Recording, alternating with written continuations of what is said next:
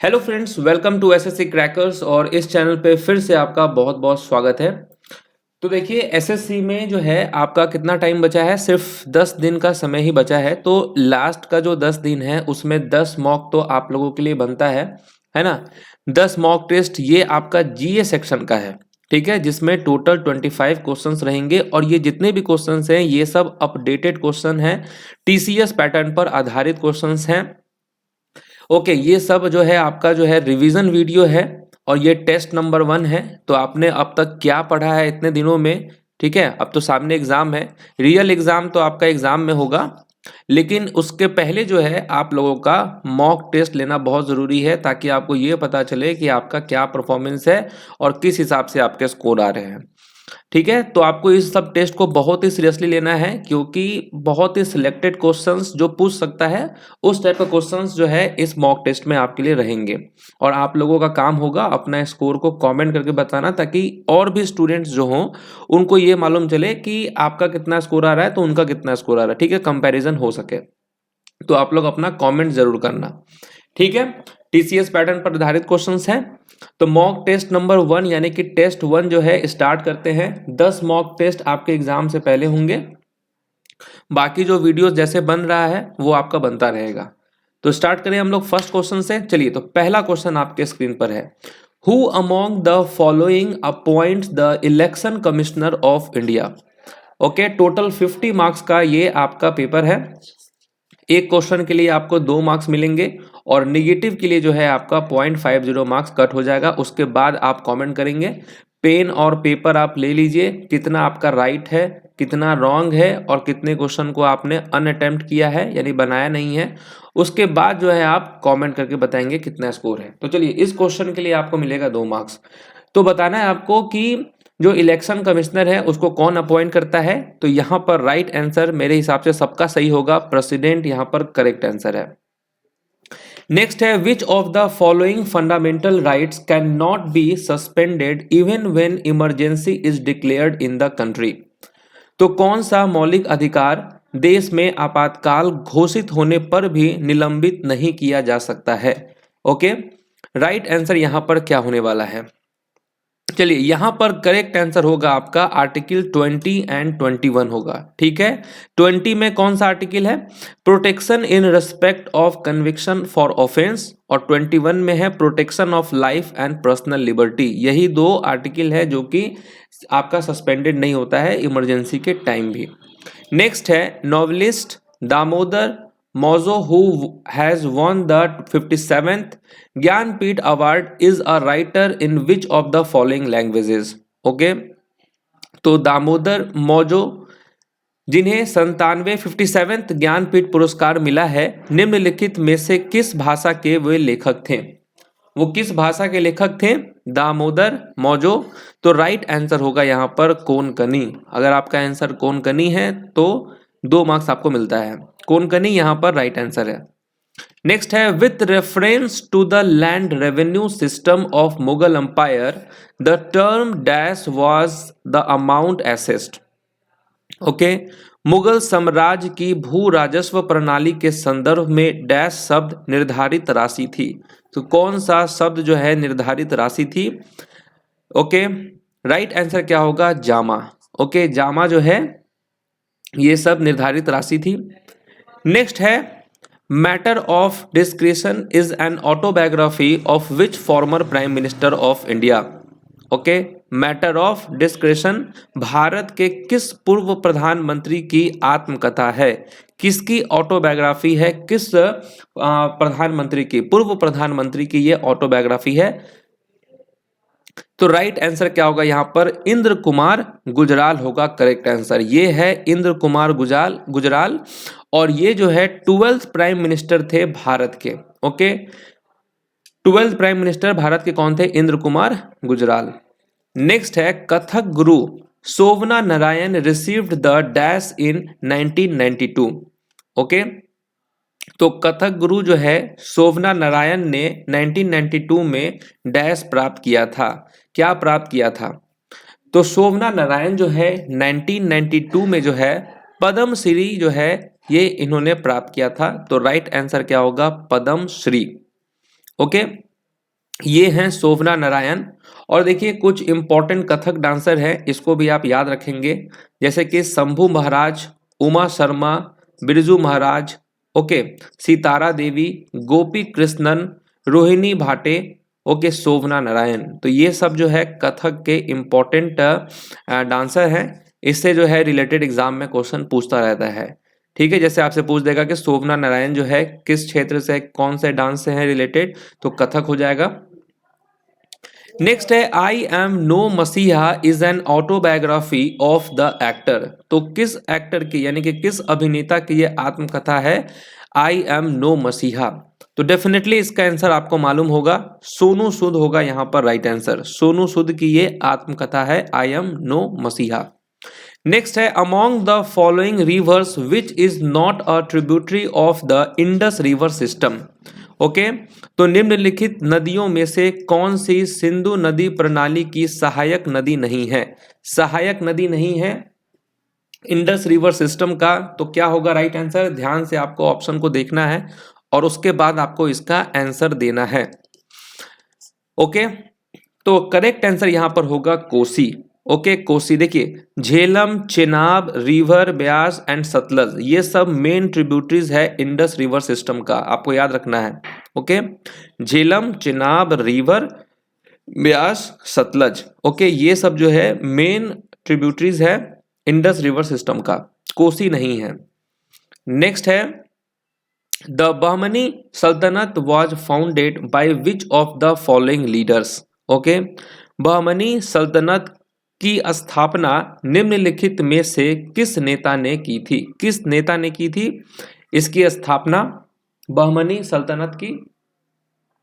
चलिए चार ऑप्शंस आपके सामने हैं, क्या होगा यहाँ पर करेक्ट आंसर? बहमनी सल्तनत की जो है स्थापना किसने किया था? तो करेक्ट आंसर यहाँ पर हो जाएगा अलाउद्दीन हसन बहमन शाह। अलाउद्दीन हसन बहमन शाह ने जो है, इनका ओरिजिनल नाम जो है ये जाफर खान है, इन्होंने ही स्थापना किया था। अलाउद्दीन हसन बहमन शाह जो है, जिनका पूरा नाम, ओरिजिनल नाम क्या है? Jafar Khan, was the founder of Bahmani सल्तनत। ओके, और इन्होंने कैपिटल बनाया था गुलबर्गा को। हसनबाद जो है अभी प्रेजेंट टाइम में नाम है, ये उनका कैपिटल था। नेक्स्ट है who among the following is the author of the novel train to Pakistan. Okay, train to Pakistan के जो है ऑथर कौन है? ट्रेन टू पाकिस्तान के ऑथर कौन है? राइट आंसर क्या होगा यहाँ पर? तो खुशवंत सिंह, जिसका भी आंसर आ रहा है सबका करेक्ट है, Khushwant Singh is the right answer. Next है the head quarter of the national remote sensing centre, यानी कि NRSC। ओके, NRSC का हेड क्वार्टर कहाँ है? नेशनल रिमोट सेंसिंग सेंटर का हेड क्वार्टर आपको कहाँ है? तो हैदराबाद होगा करेक्ट आंसर। ठीक है, हैदराबाद में ही जो है इसका हेड क्वार्टर है। नेक्स्ट है which of the following countries will host the 22nd FIFA world cup football in 2022। तो कौन सा देश है 2022 में 22वें फीफा विश्व कप फुटबॉल की मेजबानी करेगा? कहां पर होने जा रहा है? इसका आंसर डेफिनेटली सबको मालूम होगा, कतर होगा यहाँ पे राइट आंसर। कतर में ही जो है हो रहा है। और जो 2026 का जो फीफा वर्ल्ड कप होगा वो होगा आपका कहाँ पे? नॉर्थ अमेरिका कंटिनेंट में, Canada, Mexico and United States में। इन तीन देशों में जो है होने जा रहा है ये 2026 का फीफा वर्ल्ड कप। ओके, 2022 का जो है यानी कि जो फीफा है वो कहाँ पे होगा? कतर में। और जो नेक्स्ट है वो होगा आपका Canada, Mexico and United States में। नेक्स्ट है who among the following founded the Asiatic Society of Bengal in 1784। Okay, तो एशियाटिक सोसाइटी ऑफ बंगाल की स्थापना 1784 में किसने किया था? तो राइट आंसर यहां पर क्या होगा? सर विलियम जोन्स यहां पर होगा right answer. Sir William Jones ने ही जो है स्थापना किया था एशियाटिक सोसाइटी ऑफ बंगाल का 1784 में। नेक्स्ट है who among the following governor general enacted the law against the sati practice in December 1829। दिसंबर 1829 में निम्नलिखित में से किस गवर्नर जनरल ने सती प्रथा के खिलाफ कानून बनाया था? तो राइट आंसर क्या होगा, लॉर्ड विलियम बेंटिक होगा यहां पर करेक्ट आंसर। ठीक है, नेक्स्ट है all changes in the weather of the earth are caused by the dash.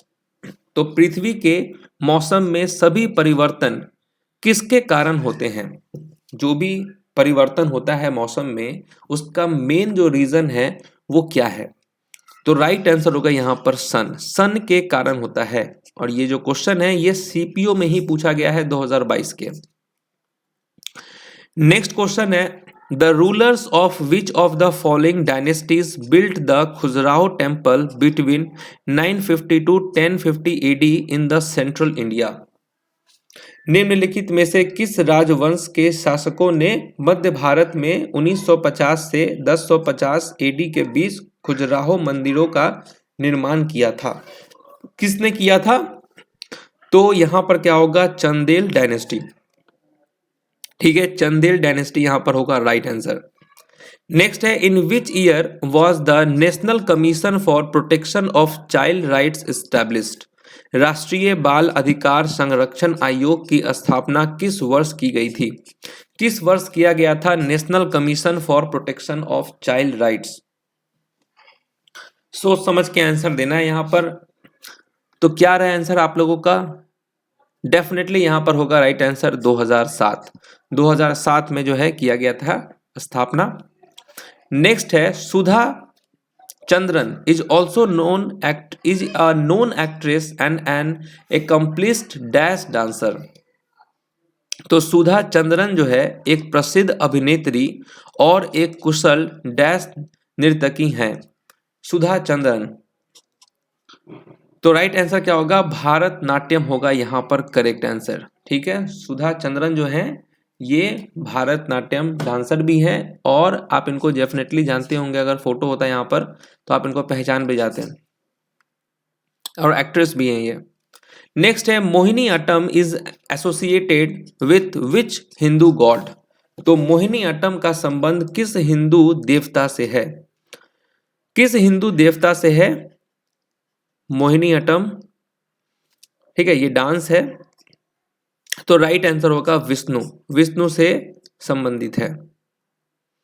Next है growth and stability and progressive achievement of self reliance was the objective of the dash 5-year plan. Okay, तो स्थिरता के साथ विकास और आत्मनिर्भरता की प्रगतिशील उपलब्धि डैश पंचवर्षीय योजना का उद्देश्य था। तो मेन ऑब्जेक्टिव किस 5-year प्लान का था? Growth and stability and progressive achievement of self reliance, ये था 4th 5-year प्लान का। ठीक है, नेक्स्ट है who was the captain of the Indian women's cricket team for world cup 2022। तो कौन है कैप्टन? विश्व कप 2022 के लिए भारतीय महिला क्रिकेट टीम की कप्तान कौन थी? कौन थी कप्तान? क्या होगा राइट आंसर? मिताली राज यहां पर होगा राइट आंसर। मिताली राज जो है ये है कैप्टन। नेक्स्ट है which of the following is the formula of barium peroxide. ठीक है, निम्नलिखित में से कौन सा बेरियम पेरोक्साइड का सूत्र है? फॉर्मूला क्या है बेरियम पेरोक्साइड का? तो राइट आंसर यहां पर क्या हो जाएगा, BaO2 जो है ये है फॉर्मूला बेरियम पेरोक्साइड का। नेक्स्ट है which of the following is the correct sequence of river length. आपको यहां पर लंबाई के अनुसार जो है सही क्रम बताना है। ओके, तो क्या होगा आंसर? चलिए 4 ऑप्शन दिया हुआ है, क्या होगा राइट आंसर? यहां पर कौन जो सबसे लंबा है उसको आपको डिसेंडिंग ऑर्डर में अरेंज करना है। तो गंगा तो आप जानते ही हैं कि सबसे बड़ा कौन है, गंगा है, ये भी आप जानते हैं।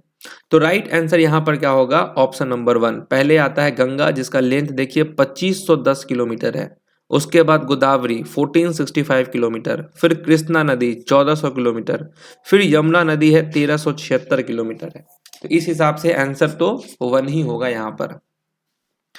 नेक्स्ट है the Mettur dam is on which of the following river. Mettur बांध जो है निम्नलिखित में से किस नदी पर है? किस नदी पर यह बांध बना हुआ है? ये बांध जो है किस नदी के ऊपर बना हुआ है? मेतुर बांध। तो राइट आंसर होगा कावेरी। कावेरी के ऊपर है ये बांध। नेक्स्ट है which of the following elements are included in the same group in the periodic table. देखिए पीरियोडिक टेबल से एक्सपेक्टेड है कि क्वेश्चन रहेगा, ज्यादा तो नहीं लेकिन कुछ कुछ क्वेश्चन रह सकता है किसी शिफ्ट में। तो आपको बताना है कि कौन सा जो एलिमेंट है ये इंक्लूडेड है सेम ग्रुप में। तो एनी आइडियाज गेस भी कर सकते हैं। राइट आंसर यहां पर क्या होगा? राइट आंसर होगा यहां पर ऑप्शन नंबर 4। ठीक है, ऑप्शन नंबर 4। यहां देखिए ये हो गया H हाइड्रोजन, Li से हो गया आपका लिथियम, Na से हो गया सोडियम और K से हो गया आपका पोटासियम। यानी कि HLiNaK यही आपका सेम ग्रुप में है, यही दिया हुआ है ना HLiNaK। तो यही क्वेश्चन पूछ रहा था, सेम ग्रुप में है, तो यानी ऑप्शन नंबर 4 हो जाएगा। ओके, तो चलिए आपका यहाँ पर टेस्ट 1 समाप्त होता है। अगर आपने ये पूरा क्वेश्चन सॉल्व किया है तो आपका जो है स्कोर कितना आया है, और स्कोर आपको कैसे निकालना है, राइट कितना हुआ, रॉन्ग कितना हुआ, निगेटिव कर लेना है आपको 0.50। उसके बाद आपको स्कोर कमेंट करके बताना है। ये जिस हिसाब का सेट था उस हिसाब से इस सेट का जो कट ऑफ था, वो जो कट ऑफ है आउट ऑफ 50 मार्क्स ये है आपका 30 मार्क्स, ये इस सेट का कट ऑफ है। चलिए, तो जो भी कट ऑफ से ऊपर आए हैं, जो भी पास किए हैं, सबको मेरी तरफ से कांग्रेचुलेशन। तो मिलते हैं आपसे नेक्स्ट सेट में। ठीक है, कल मिलेंगे नेक्स्ट सेट में, तब तक के लिए जो है ऑल द बेस्ट।